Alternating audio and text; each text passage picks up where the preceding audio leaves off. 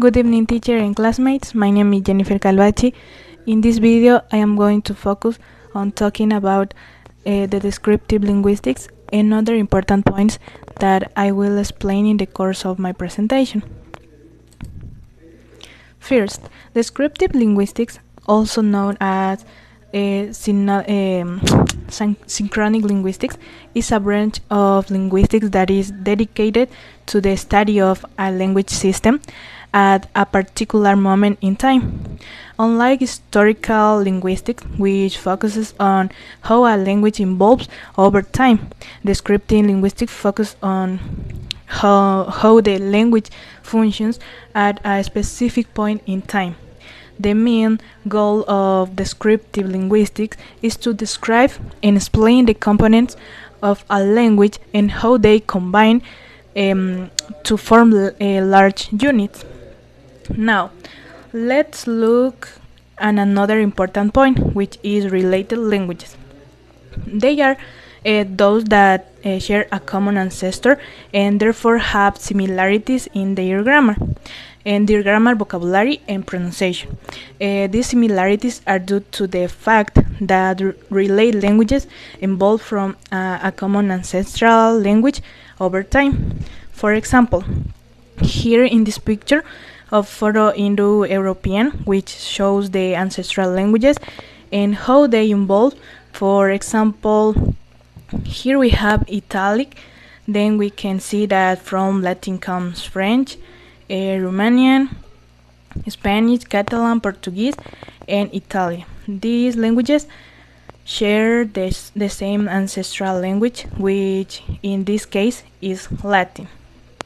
These related languages are important because they help us to understand the story of languages and the people who speak them. They allow us to learn new languages more easily, and they help us to appreciate language diversity.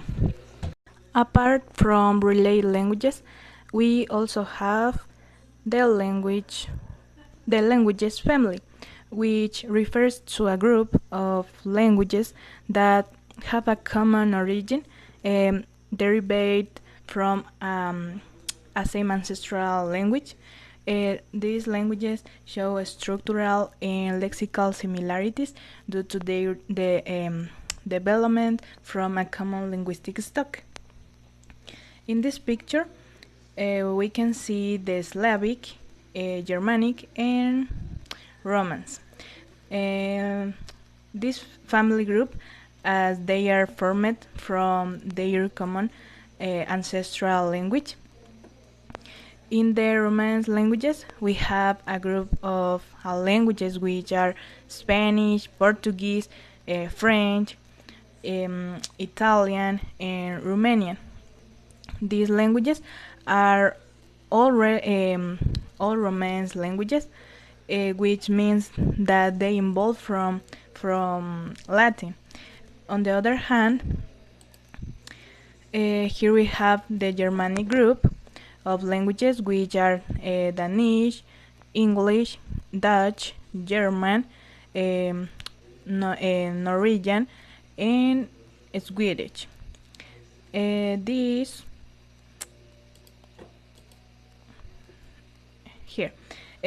languages are all Germanic languages, which means that they evolved from a common Germanic language. For example, here we have some words. In Spanish, for example, we say el gato, in Portuguese, o gato.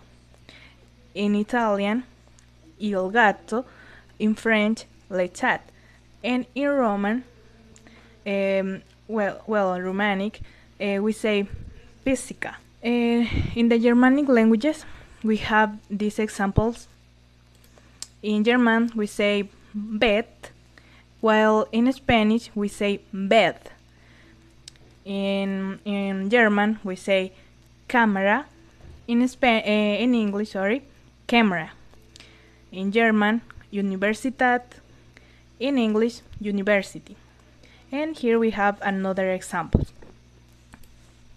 Now, Here we have the genealogical language tree model. It's a visual metaphor used to represent the evolutionary relationship between languages.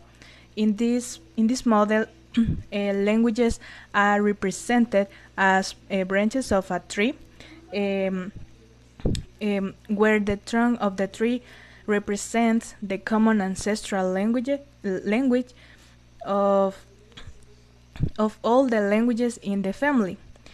The main branches of the tree represent the different language families, and the smaller branches represent the different languages within each family. The idea of using a family tree to represent the relations between languages dates back to the 19th century, but the model was popularized by the linguistic August Schleicher. Schleicher used the family tree to illustrate his theory that all Indo-European languages evolved from a common ancestral language called Proto-Indo-European. Another important, well, in this slide, we can observe in a better way the genealogical tree model. Well,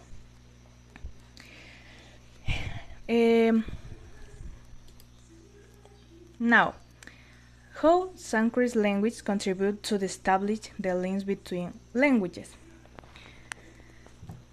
Well, the study of Sanskrit allowed linguistics to reconstruct the vocabulary, grammar, and phonology of Proto-Indo-European, the ancestral language of the Indo-European languages.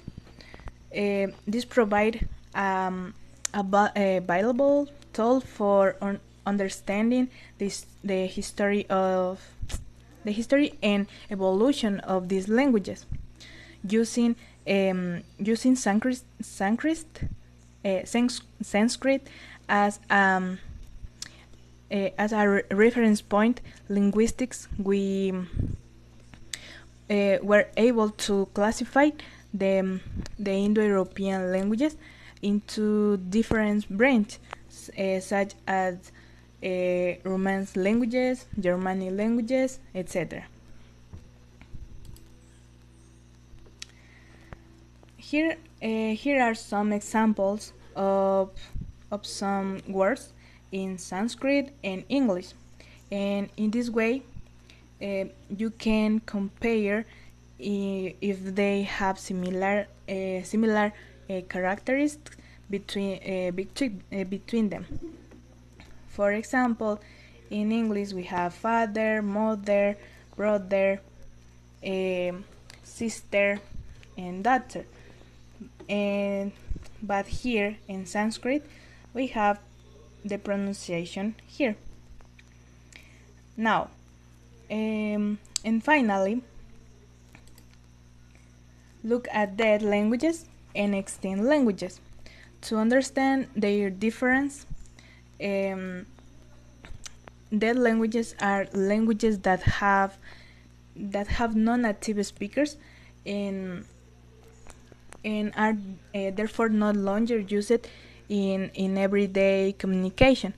Despite having two native speakers, dead languages can persist in writing texts such as literary works, historical documents, or religious texts.